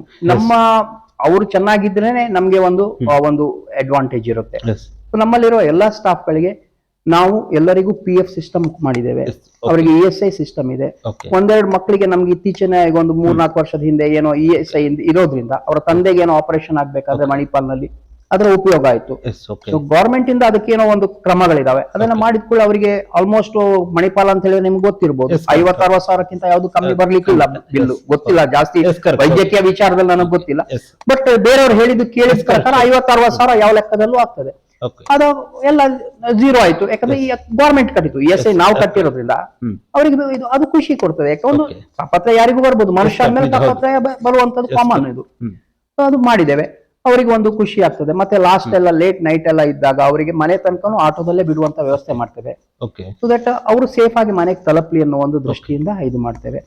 ಹಾಗೆ ಮತ್ತೆ ಅವರು ನಮ್ಮನ್ನು ತುಂಬಾ ಪ್ರೀತಿಯಿಂದ ನೋಡ್ಕೊಳ್ತಾರೆ. ಹಾಗಾಗಿ ಅದೊಂಥರ ಒಂದು ಅದೇ ಹೇಳಿದ್ನಲ್ಲ ನಾನು ನಿಮ್ಗೆ, ಒಂದು ಕೈಯಲ್ಲಿ ಚಪ್ಪಾಳೆ ಆಗೋದಿಲ್ಲ ಅಂತ ಹೇಳ್ಬಿಟ್ಟು ಟೂ ವೇ.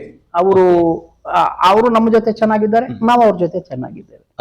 ಈಗ ಒಂದು ಸಂಸ್ಥೆ ಬೆಳೀತಾ ಹೋದಾಗೆ ಇನ್ನೊಂದು ಕೂಡ ಇನ್ನು ಮಾಡಬೇಕು ಅಥವಾ ಬೇರೆ ಬೇರೆ ನಿರೀಕ್ಷೆಗಳು ಕೂಡ ಒಂದು ಸಂಸ್ಥೆಯ ಸ್ಥಾಪಕರಿಗೆ ಮುಖ್ಯಸ್ಥರಿಗೆ ಸಹಜವಾಗಿಯೇ ಇದ್ದಾರೆ. ಹಾಗೆ ಆ ಮುಂದಿನ ದಿನಗಳಲ್ಲಿ ನೂತನ್ ಕ್ಲಾತ್ ಸೆಂಟರ್ ಯಾವ ರೀತಿಯ ಹೆಜ್ಜೆಯನ್ನು ಇಡುತ್ತೆ ಮತ್ತೆ ನಿಮ್ಮಿಂದ ಏನ್ ನಿರೀಕ್ಷೆ ಮಾಡ್ಬೋದು?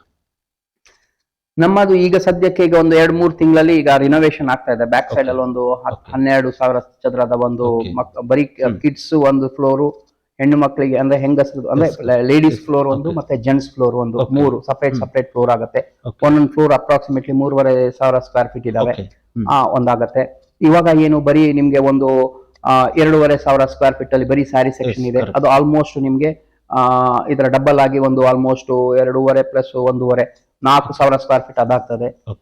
ಬೈ ಸ್ಟ್ಯಾಂಡ್ ಮೋಸ್ಟ್ ಪ್ರಾಬ್ಲಿ ನಮ್ಮ ಥಿಯರಿ ಏನಿದೆ, ಒಂದು ಜನವರಿ ಒಳಗೆ ಇದು ಮುಗಿದು ಹೋಗ್ಬೇಕು. ಜನವರಿ 27 ಒಳಗೆ ಆಗಿಬಿಟ್ರೆ ಕಸ್ಟಮರಿಗೆ ಬಂದು ಆರಾಮಾಗಿ ನೋಡ್ಲಿಕ್ಕೆ ಒಂದು ಅವಕಾಶ ಆಗ್ತದೆ ಅಂತ ಒಂದು ಟಾರ್ಗೆಟ್ ಇಟ್ಟಿದ್ದೇವೆ, ನೋಡ್ಬೇಕು. ಸರ್, ಕೊನೆಯದಾಗಿ ನಿಮ್ಮ ಒಂದು ಕಸ್ಟಮರ್ಸ್ಗಾಗಿರ್ಬೋದು, ಗ್ರಾಹಕರುಗಳಿಗಾಗಿರ್ಬೋದು ಅಥವಾ ನಿಮ್ಮ ಸ್ನೇಹಿತರುಗಳಿಗೆ ಅಥವಾ ನಿಮ್ಮ ಒಂದು ಯಶಸ್ಸಿಗೆ ಎಲ್ಲ ವಿಚಾರಗಳ ಕುರಿತಾಗಿ ಕೊನೆಯದಾಗಿ ಏನ್ ಹೇಳಕ್ ಬಯಸ್ತೀರಾ? ಗ್ರಾಹಕರಿಗೆ ನಾವು ಏನು ಮ್ಯಾಕ್ಸಿಮಮ್ ಸರ್ವಿಸ್ ಕೊಡ್ಬೋದು ಅಂತ ನಾವು ಯೋಚನೆ ಮಾಡ್ಬೇಕು, ಅದು ಇಂಪಾರ್ಟೆಂಟ್. ನಾವು ಹಾಗಾಗಿ ಗ್ರಾಹಕರಿಗೆ ಈಗ ನಮ್ಮಲ್ಲಿ ಈಗ 3ನೇ ಜನರೇಷನ್ ಬಂದಿದೆ, ನನ್ನ ಮಕ್ಕಳು ಬಂದಿದ್ದಾರೆ, ಅಣ್ಣನ ಮಗನೂ ಬಂದಿದ್ದಾರೆ. ಈ ಯಂಗ್ ಜನರೇಷನ್ಸ್ ಅಲ್ಲಿ ನಮ್ಮ ನೆಕ್ಸ್ಟ್ ಜನರೇಷನ್ 3 ಜನ ಬಂದಿದ್ದಾರೆ. ಅವ್ರು ಇವಾಗ ಈ ಆನ್ಲೈನ್ ನಲ್ಲಿ ಏನೇನು ಇನ್ಸ್ಟಾದಲ್ಲಿ ಅಡ್ವರ್ಟೈಸ್ಮೆಂಟ್ ಮಾಡೋದು, ಯೂಟ್ಯೂಬ್ ಅಲ್ಲಿ ಹಾಕೋದೆಲ್ಲ ಮಾಡ್ತಾ ಇದ್ದಾರೆ. ಇದು ನನಗೆ ಗೊತ್ತಿಲ್ಲದೆ ಇರುವ ವಿಚಾರಗಳು ಅವ್ರು ಮಾಡ್ಕೊಳ್ತಾ ಇದ್ದಾರೆ. ಸೊ ದಟ್ ಅದರಿಂದ ನಮ್ಗೆ ಎಫೆಕ್ಟ್ ಬರ್ತಾ ಇದೆ ಈಗ ರಿಟರ್ನ್. ಪ್ಲಸ್ ಈಗ ತುಂಬಾ ಹೆಚ್ಚಾಗಿ ಅವ್ರ ಹತ್ರ ಮಾತಾಡ್ಕೊಂಡು ನಾವು ಅವರಿಗೆ ಏನಾದ್ರು ವಿಡಿಯೋ ಕಾಲ್ ಅಲ್ಲಿ ಸೆಲೆಕ್ಷನ್ ಆದ್ರೆ ಅವರಿಗೆ ನಾವು ಕೊರಿಯರ್ ಮಾಡಿ ಅವರ ಮನೆಗೆ ತಲುಪಿಸೋ ವ್ಯವಸ್ಥೆಯನ್ನು ಮಾಡ್ತಾ ಇದ್ದೀವಿ. ಸೊ ನಿಧಾನಕ್ಕೆ ನಾವು ನೆಕ್ಸ್ಟ್ ಜನರೇಷನ್ ಅವ್ರು ಏನ್ ಥಿಂಕ್ ಮಾಡ್ತಿದ್ದಾರೆ ಅಂತ ಹೇಳಿದ್ರೆ, ನೆಕ್ಸ್ಟ್ ಜನರೇಷನ್ ಈ ಆನ್ಲೈನ್ ಅಲ್ಲಿ ಮಾಡುವಂತ ಇಚ್ಛೆಯನ್ನ ಇಷ್ಟಪಡ್ತಿದ್ದಾರೆ. ಮೋಸ್ಟ್ ಪ್ರಾಬ್ಲಿ 2-3 ವರ್ಷದಲ್ಲಿ ಮಾಡ್ತಾರೆ ಅಂತ ಅನ್ಸುತ್ತೆ ನನಗೆ. ಸರ್, ಇದುವರೆಗೂ ಈ ಒಂದು ವಿಶೇಷ ಸಂದರ್ಶನ ಭಾಗವಹಿಸಿ ನೂತನ್ ಕ್ಲಾಸ್ ಸೆಂಟರ್ 1958ರಲ್ಲಿ ಸ್ಟಾರ್ಟ್ ನಿಮ್ಮ ತಂದೆಯವರು ಹಾಗೂ ನಿಮ್ಮ ದೊಡ್ಡಪ್ಪನವರು ಪ್ರಾರಂಭ ಮಾಡಿದ ವಿಚಾರ ಆಗಿರ್ಬೋದು. ಕಳೆದ 68 ವರ್ಷಗಳಿಂದ ಗ್ರಾಹಕರಿಗೆ ಯಾವ ರೀತಿಯಾದ ಸೇವೆಯನ್ನು ತಲುಪಿಸ್ತಾ ಇದೆ, ನಿಮ್ಮ ಒಂದು ನೂತನ್ ಕ್ಲಾಸ್ ಸೆಂಟರ್ ನಲ್ಲಿ ಯಾವೆಲ್ಲ ರೀತಿಯ ಬಟ್ಟೆಗಳು ಸಿಗ್ತವೆ, ಹಾಗೆ ಯಾವ ರೀತಿಯಾಗಿ ಈ ಒಂದು ಸಂಸ್ಥೆ ಬೆಳೆದು ಬಂದಿದೆ, ಪ್ರಸ್ತುತ ಮಾನ್ಸೂನ್ ಆಫರ್ ಯಾವ ರೀತಿಯಾಗಿ ನಡೀತಾ ಇದೆ, ಹಾಗೆ ನಿಮ್ಮ ಒಂದು ಸಂಸ್ಥೆ ಯಶಸ್ಸಿಗೆ ಕಾರಣ ಏನು, ಯಾವ ರೀತಿಯ ಆಫರ್ಗಳು ಮದುವೆ ಸಮಾರಂಭಗಳಿಗೆ ಬಂದ ಸಂದರ್ಭದಲ್ಲಿ ಯಾವ ರೀತಿಯ ಆಫರ್ಗಳನ್ನ ನೀಡ್ತೀರಾ, ನಿಮ್ಮ ತಂದೆಯವರು ನಿಮ್ಮ ದೊಡ್ಡಪ್ಪನವರ ಒಂದು ನಿರಂತರವಾದ ಒಂದು ಪರಿಶ್ರಮಗಳಾಗಿರ್ಬೋದು, ಈಗ ನಿಮ್ಮ ಒಂದು ಜನರೇಷನ್ ಆಗಿರ್ಬೋದು, ನಿಮ್ಮ ಮಕ್ಕಳ ಒಂದು ಯಾವ ರೀತಿಯಾಗಿ ಈ ಒಂದು ಸಂಸ್ಥೆಯಲ್ಲಿ ತೊಡಗಿಸಿಕೊಂಡಿದ್ದಾರೆ, ಗ್ರಾಹಕರು ಯಾವ ರೀತಿಯಾದ ನಿಮ್ಮ ಒಂದು ಸಂಸ್ಥೆ ಬಗ್ಗೆ ಒಪಿನಿಯನ್ ವ್ಯಕ್ತಪಡಿಸ್ತಾ ಇದ್ದಾರೆ, ಹಾಗೆ ಪೂಜಾ ಜ್ಯುವೆಲರ್ಸ್ ನಲ್ಲಿ ಯಾವ ರೀತಿಯಾದ ಆಫರ್ಗಳಿದಾವೆ, ಎಲ್ಲ ವಿಚಾರಗಳ ಕುರಿತಾಗಿ ಸುದೀರ್ಘವಾದ ಚರ್ಚೆಯಲ್ಲಿ ಭಾಗವಹಿಸಿದ್ದಕ್ಕಾಗಿ ನಮ್ಮ ಸೈರು ಸಮಾಚಾರ ತಂಡದ ವತಿಯಿಂದ ನಿಮ್ಗೆ ಹೃತ್ಪೂರ್ವಕ ಧನ್ಯವಾದಗಳು. ಧನ್ಯವಾದಗಳು. ನೋಡಿದ್ರಲ್ಲ ವೀಕ್ಷಕರೇ, ಇದು ಇನ್ನು ಜೈಪುರದಲ್ಲಿ ಇರುವಂತಹ ನೂತನ್ ಕ್ಲಾಸ್ ಸೆಂಟರ್ ನ ಹಾಗೂ ಪೂಜಾ ಜ್ಯುವೆಲರ್ಸ್ ನ ಮಾಲೀಕರಾಗಿರುವಂತಹ ಶ್ರೀಯುತ ನರೇಂದ್ರ ಭಟ್ ಅವರ ಜೊತೆಗೆ ವಿಶೇಷ ಸಂದರ್ಶನ. ನಮಸ್ಕಾರ.